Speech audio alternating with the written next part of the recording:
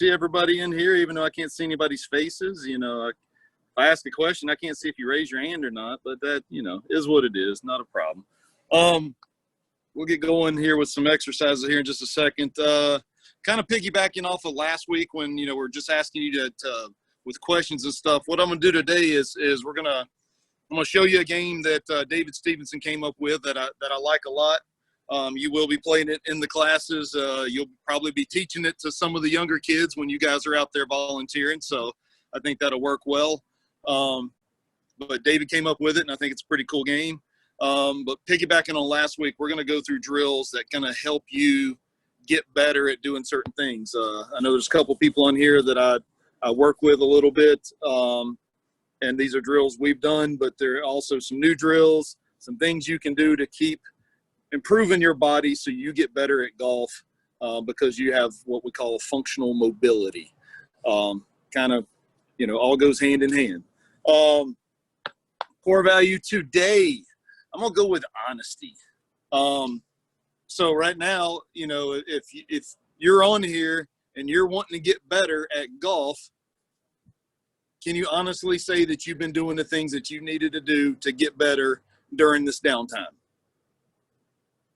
Only you can answer that. So, you go, hey, I really maybe missed out on a chance to really improve my flexibility, my strength. So these are areas where you still have a chance. I know some tournaments are getting ready to start up here mid-May or 1st of June, but you still have a chance to work on your actual fitness, your flexibility, your mobility. So be honest with yourself. Are you doing the things necessary to get to the level that you want to get to? Because if you've set a goal for where you want to be, you got to put the work in to get there. So hopefully you're doing that. Healthy habit of, since you guys are at the Eagle level there, healthy habit of community. And just as we were talking about with these community projects you'll have to do at the ACE level, what are you doing to make your community a better place? What are the things that you can do to help out your neighbor, help out some elderly people? I guarantee there's some elderly people right now that are afraid to go out. There may be ways that you can help them. They may not be able to get out and mow their yard. If you've got an opportunity to help know those ways, definitely look at doing something like that. So make your community a better place, even when everybody's been pretty much locked down and things are starting to open back up. How can you make your community a better place? All right, so we're going to go ahead and hop up. I left my my stand for my camera at work, so I'm going to have to improvise here. So if all of a sudden you lose me, I apologize. I'll try to make this as good as possible here. All right, here we go. Move these big clodhopper old shoes of mine out of the way. Okay, so once again, simple warm up in the morning. You get up, you get a big stretch. You're gonna stretch your arms way back over your head right here. Now, what we're trying to do is we're trying to make ourselves as long as possible. We want to really stretch out our entire spine. So what I'm going to ask you to do is when you do this, squeeze your thigh muscles really tight. That's going to help you stretch your arms up even higher. And the last little bit of this, what we want to do is try to push our hips forward and lean our hands back. Make sure you're breathing. If you can't go very far back like I can't right now, then you're probably tight up in your lats and stuff like that. So it's really important we get that stretched out. Go ahead and shake that out so you get everything loosened back up. Let's get a couple arm circles going. Big one's going forward. Big one's going backwards. Just get the arms really loosened up, the shoulder sockets. The shoulders really move in all kind of different ways. And it's important we get a lot of mobility in our shoulders here. All right, so now down on the ground into downward facing dog. So you're gonna be up here, you're gonna push up, trying to push your heels back so they get onto the ground. Make sure you're breathing, big deep breaths. You wanna make it harder, walk your hands back a little bit more. Oh, that really stretches it. Okay, come back down there. Good. So now we'll do a stretch called it's an alligator, or the open the book. So you're gonna get Feet stacked on top of one another. Arms out like this. And what you're going to do is you're going to follow your hand with your head. You're going to open up and try to get your shoulder on the ground without this hip falling down. Notice when I went this way, if I go really far, all of a sudden my hip goes off and my feet come up. That's not what we're wanting. We want to keep this stacked and look back over here. Take deep breaths. Come back across. You're going to go over and do the other way. Once again, make sure the hips stay stacked on top of one another. Don't let it flop over this way. I'm going to go this way. And I am not flexible here going this way, so this is really tight. But the more I breathe, the better I take deep breaths in through my nose and out through my mouth, the more of a stretch I'm going to get in any of the exercise I do. And breathing is going to be so important when we do this. Super, super important. All right, so we're going to get into a stretch like this. We're going to get our knee in front here. And what I want you to do is just come down here, and we're going to be working on stretching out our hip flexor.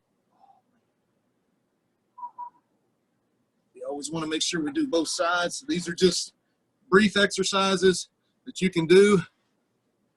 So once again, I'm going to get foot back here, and I'm going to lean forward and really stretch in there. You're going to feel a good stretch in your glutes and in your, hopefully in your hip flexor. Another hip flexor stretch is going to be getting here in this position. Your knee and your ankle are right in front of your hip, and you're going to sink your hips down and forward. You're going to feel a stretch right in the front of your leg here. And what that's doing is stretching out your hip flexor. Go to the other side. Stretching there. And that's an exercise that's really going to stretch out your hip flexors. One of the biggest things that we face in our society is the simple fact that we sit down so much. We spend so much time sitting down. It causes our hip flexors to get super tight, and it causes our glutes to shut off. Well, the glutes are one of the biggest power sources in our golf swing, and if they're not activated and they're not working, Tiger Woods said a few years ago his glutes weren't firing. Well, that was definitely the case. If our glutes are shut off, they're not firing, we're losing a major power source. And that happens because we spend so much time sitting down. We got to get those hip flexors stretched out, get our glutes activated. And you go, how do I activate my glutes? How do I activate there? So I'm gonna give you a simple way of doing this. Is if you lay down, take your hands like this, not super flat, but right here like this, and you're gonna put them under your backside there. So what you want to do is you want to squeeze one glute, squeeze the other, squeeze one glute, squeeze the other. You can see my hips start rocking when I do that. That means I'm actually activating them. I'm getting them to start firing and moving. It seems cheesy, it seems kind of silly, but I promise you, once you start getting that moving, if your legs are straight out in front of you and you got no problem doing it, bend your knees up like that and see if you can do it there, because I guarantee the majority of you, all of a sudden, you can't make your hips rock. So now your hips of your glutes have shut off because your knees are bent. Well, when your knees are bent, what position are you in? Well, you're in a sitting position. Remember, sitting position, knees are bent. All of a sudden, these shut off. So if you can get to where you can bend your knees and still activate your glutes, I promise you, you're going to be able to hit the ball better and farther because you're using the big power source in your body for the golf swing. All right, here we go. New game. Like I said, this oh, there we go. Sorry, gotta improvise today. A little different. Okay, so this game is going to be called hide and seek putting.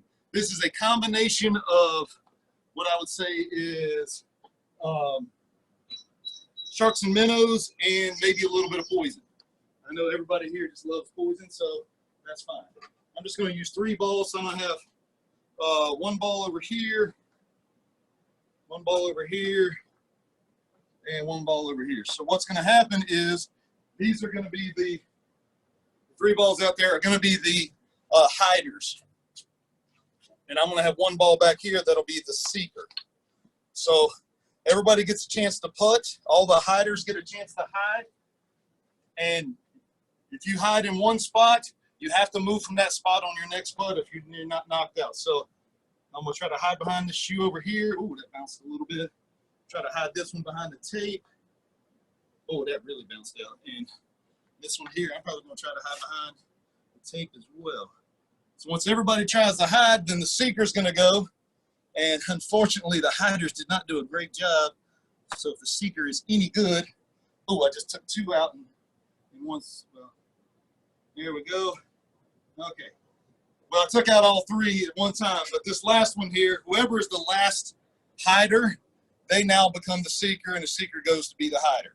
So it's a, you know, if you got a big open area in your house, you play this game, especially if you got little brothers and sisters and stuff, I'm sure they would think it was kind of fun, but this is a game you'll be teaching the kids if you are volunteering in class.